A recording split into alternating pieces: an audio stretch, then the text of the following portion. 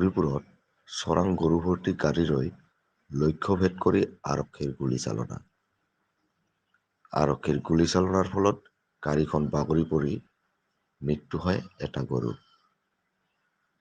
গাড়ী চালক চৰাং সৰবৰাহকাৰীসহ 8টা চৰাং গৰু জব্দ।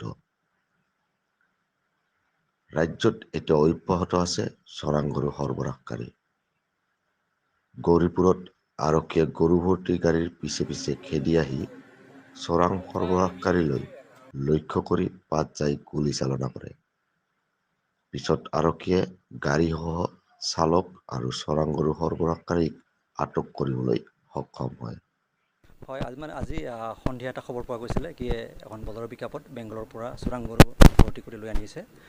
সেইমতে মই আমাৰ লকগঞ্জ পুলিচ টিম আৰু আগমন পুলিচ টিম এনেকৈ চেছ কৰিছিলোঁ গাড়ীখনক।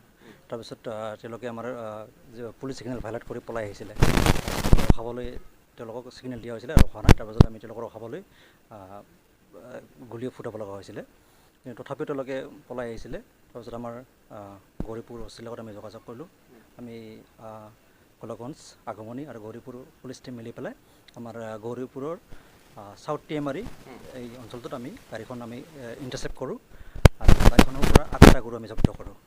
আৰু লগতে গাড়ীখনৰ ড্ৰাইভাৰ আৰু যিজন কেটেল স্মাগলাৰ আছিলে তেওঁকো আমি কৰায়ত্ব কৰোঁ। ড্ৰাইভাৰ ৰফিকুল হক, ঘৰত ছাগলীয়া পাৰ্টটো ড্ৰাইভাৰজনৰ। গাড়ীখন ক'ৰ পৰা ক'লৈ গৈ আছিল? এইটো গাড়ীখন লোড হৈছিলে বালাপুটত, মানে বেংগলৰ। আমাৰ আছাম বেংগল বৰ্ডাৰ বালাপুট আছে, তাত গাড়ীখন লোড হৈছিলে আৰু আহি পেলাই আমাৰ ইয়াত টিএমআৰি হৈ পেলাই এনেকুৱা আমাৰ আমৰ ভিটা না আমিৰ ভিতৰত আমৰ হৈ পেলাই এনেকুৱা বৰ্ডাৰ যোৱাৰ প্লেন কৰিছিলে। গাড়ীখন ছিংগল গাড়ীখন ৰখোৱা নাছিলে। 5 টন ফায়াৰিং হৈছে। মানুহ আহত হোৱা নাই। আমি গাড়ীত চকাত হেৰি কৰিছিলোঁ, চেষ্টা কৰিছিলোঁ, চকাত লাগিছিলে, তথাপি তেওঁলোকে এনেকৈ পলাই আহিছিলে।